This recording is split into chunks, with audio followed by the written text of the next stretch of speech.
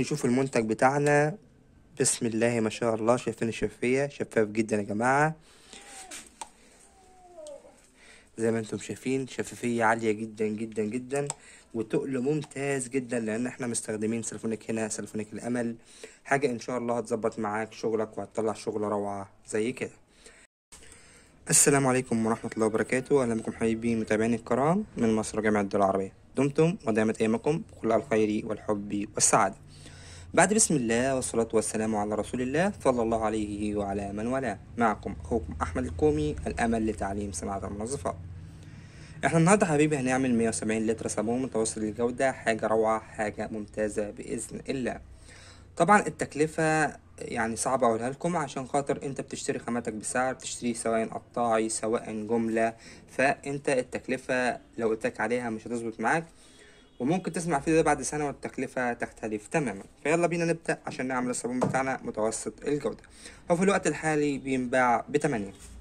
أول حاجة هننزل بيها وهي 400 جرام من التايلوس. أهم حاجة نقلب سريع جدا عشان خاطر التايلوس ما يكلكحش معانا. نرش رش مع التقليب السريع. يلا بينا بسم الله.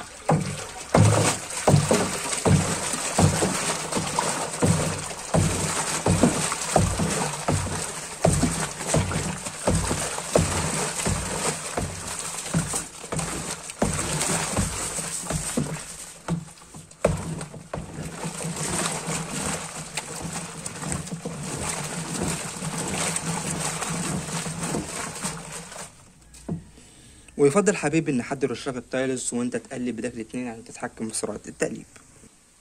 وبعد حبيبي ما نزلنا بالتايلوس بتاعنا وقلبناه كويس جدا، هننزل على التايلوس بالصودا بتاعتنا. معايا بالظبط كيلو 440 جرام من الصودا السائلة. طبعا لو هنستخدم قشور هنستخدم نص الكمية فقط. هنضيف الصودا مع التقليب السريع.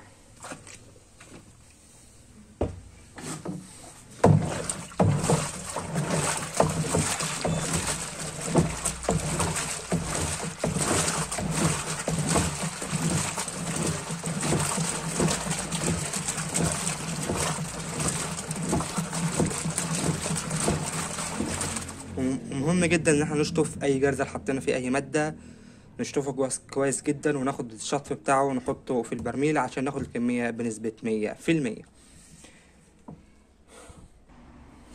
وبعد حبايبي ما نزلنا كده بالصودا وقلبناها كويس جدا، دلوقتي هننزل ب4 كيلو من حمض السلفونيك. هننزل بحمض السلفونيك مع التقليب السريع. هننزل بسلفونيك بتاعنا، سلفونيك، شايفين السلفونيك بتاعنا، شايفين النقاء، وده سلفونيك الامل، حاجة خاصة بينا يا جماعة، حاجة روعة، حاجة ممتازة. ده طبعا تركيز 75، 90 بيبقى افضل من كده كمان. هنقلب السلفونيك كويس جدا.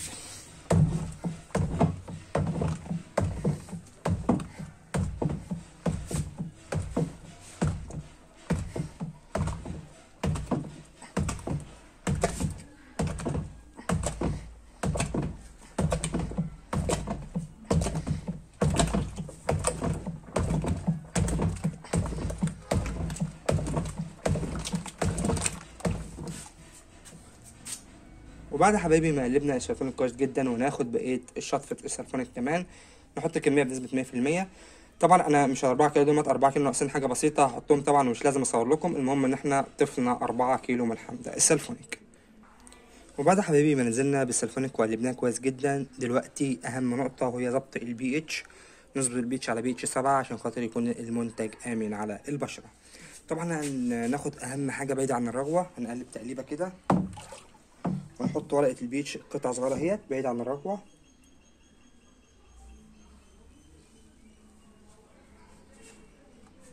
تعالوا دلوقتي حبايبي نشوف البيتش بتاعنا. بسم الله. البيتش طبعا بيتكون من 14 لون، من 1 ل6 ومن 8 ل14، و7 هو رقم التعادل. طبعا لما تيجي تشوف البي اتش هتلاقيه معاك زي ما انت شايف معدي عن ال7 سنة. فدلوقتي حبيبي هو معدي عن ال7، فهنضيف سنة بسيطة جدا من السلفونيك زي ما انتم شايفين، سنة بسيطة جدا، واحدة واحدة لحد ما يظبط معانا، عشان منحطش كمية كبيرة ينزل معانا جامد ونرجع نحط الصودا تاني. طبعا بعد ما حطينا السلفونيك هنقلب كويس جدا.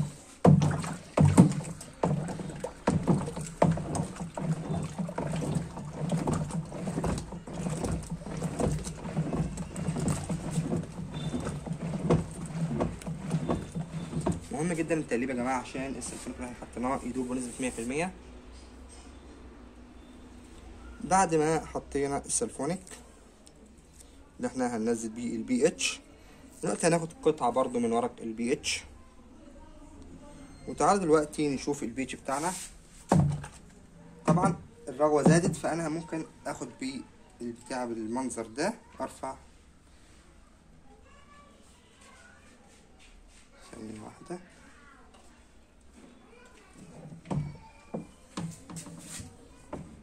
تعالوا عفوا نشوف تاني يا حبايبي، لان الورقه وقعت مني. اهم حاجه ناخد بيها من الرغوه زي ما قلت، ولو في رغوه جامده هنطلع بالبتاع بالمنظر ده. تعالوا دلوقتي نشوف البي اتش بقى، نقارنه بالدفتر. احنا معانا طبعا قلنا 14 لون، ورقم 7 هو رقم التعادل. لما تيجي نقارنه برقم 7 حبايبي، خلاص المنتج كده متعادل، المنتج كده اقرب خالص لرقم 7.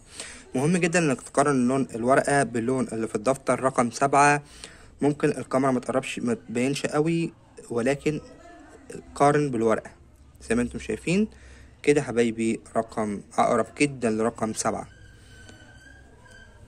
طبعا احنا بعد ما نخلص المنتج بنشيك عليه برضو، بندي الشيك كمان للبي اتش عشان يكون دقيق بنسبة 100%. بعد ما ظبطنا البي اتش، ودلوقتي حبايبي لو مبتعرفش تظبط البي اتش كويس، لو ما بتعرفش تظبط البي اتش، فيظهر لك هنا عنوان هتضغط عليه هيوصلك لفيديو يعرفك طريقة قياس البي اتش بكل تفاصيله.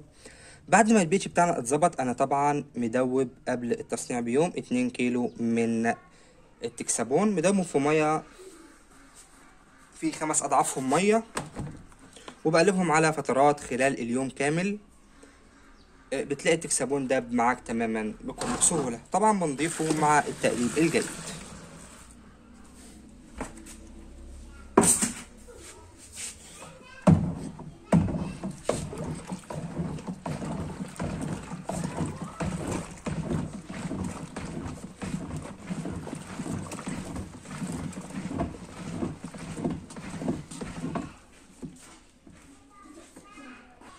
ورا التكسابون مباشرة هننزل بيه 350 جرام من البي بي 4. البي بي 4 من الزيوت الكويسة جدا اللي هتزود معايا من رغوة المنتج. بعد ما نزلنا بالبي بي 4 هنقلبه كويس جدا.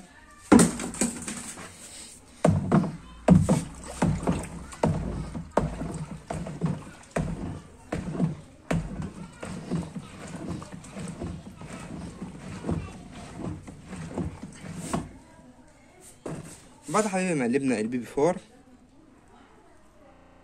وبعد كده ما دوبنا البي بي 4 كويس جدا، دلوقتي هننزل بالملح بتاعنا. هندوب طبعا الملح فيه 4 أو 5 أضعافه مية. المهم إن الملح يكون داب تماما. لو اترسب حاجة في قعر الجردل نرجع ندوبها تاني، يعني هنضيف الملح مع التقليب السريع، نضيفه على طول ونقلب بسرعة.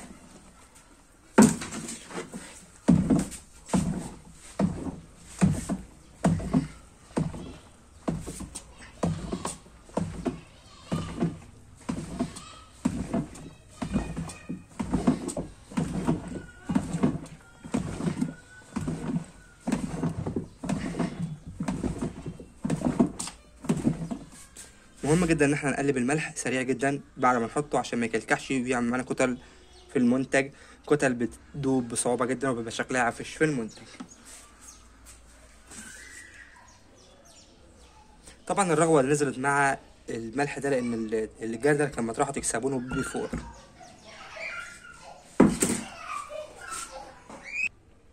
دلوقتي حبيبي هنضيف معانا اللون. انا هضيف هنا لون اصفر غروب. ضيف لون اصفر غروب، اصفر عادي، اللون اللي يعجبك مفيش ادنى مشكله، مش هتفرق كتير. هنقلب لون كويس جدا.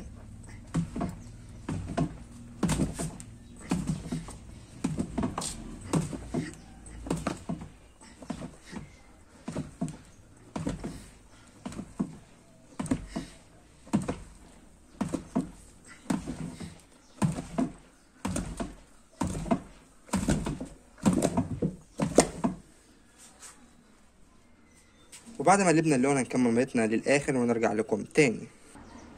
وبعد ما كملنا ميتنا للاخر دلوقتي حبايبي، الرغوه طبعا زياده معانا زي ما انتم شايفين. هنستنى لما الرغوه تهدى خالص، وبعد كده نحط الباقي بتاع المنتج. وبعد يا حبايبي ما كملنا عمليتنا للاخر وسيبنا المنتج لما الرغوة عدت تماما، دلوقتي هنضيف 300 جرام من الفورمالين. والفورمالين من المادة الحافظة هتحفظ لنا المنتج لفترات كبيرة. هنضيف الفورمالين مع التقليب الجيد يا جماعة.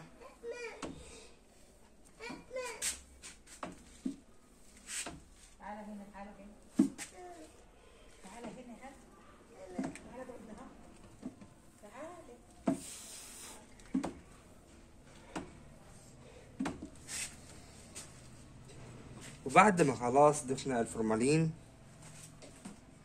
تعالوا دلوقتي نشوف المنتج بتاعنا. بسم الله ما شاء الله، شايفين الشفافية؟ شفاف جدا يا جماعة، زي ما انتم شايفين شفافية عالية جدا جدا جدا، وتقل ممتاز جدا، لان احنا مستخدمين سلفونيك هنا، سلفونيك الامل. حاجة ان شاء الله هتظبط معاك شغلك وهتطلع شغل روعة زي كده. كده المنتج بتاعنا خلص، ما فضلناش غير 50 جرام ريحة زيتية، وهنضيفها تاني يوم من وضع الفورمالين. نستنى يوم كامل لحد ما ريحة الفورمالين تروح عشان ما تأثرش على ريحة المنتج. في النهاية لو عجبك الفيديو اعمل اعجاب بالفيديو واشترك القناة وفعل الجرس حتى تصلك كل ما هو جديد من اخوك احمد الكومي، الامل لتعليم صناعة المنظفات.